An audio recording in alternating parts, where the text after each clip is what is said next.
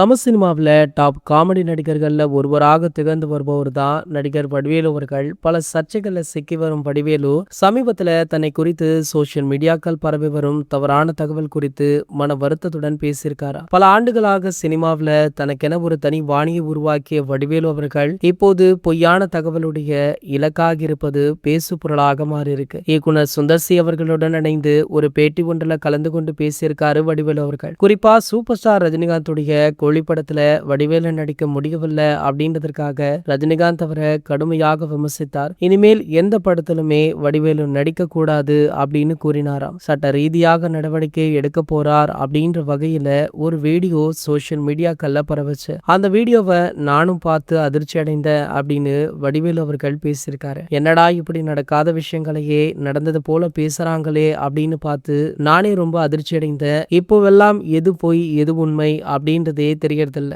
எல்லாம் கட்டுக்கதை அப்படின்னு வருத்தத்துடன் வடிவேலு அவர்கள் பேசிய வீடியோ சோசியல் மீடியாக்கள்ல தற்போது படு வைரலுமே ஆகிட்டு இருக்கு. இதன் அடுத்து பாத்தீங்கன்னா வடிவேலு அவர்கள் கைவசம் தற்போது பிரபுதேவாவுடன் ஒரு ஜோம்பி படம், அதனை அடுத்து ஒரு சில படங்கள்ல கமிட் ஆகி நடிச்சிட்டு இருக்காரு. முன்ன இருந்த ஃபார்முக்கு வர முடியல அப்படின்னாலுமே மீண்டும் கம்பேக் கொடுக்கிற முயற்சியில அதிரடியாக வேலை பண்ணிட்டு இருக்காரா. இது போன்ற செய்திகளை பத்தி நீங்க உடனே தெரிஞ்சுக்க நம்மளுடைய சேனலை மறக்காம சப்ஸ்கிரைப் பண்ணிக்கோங்க.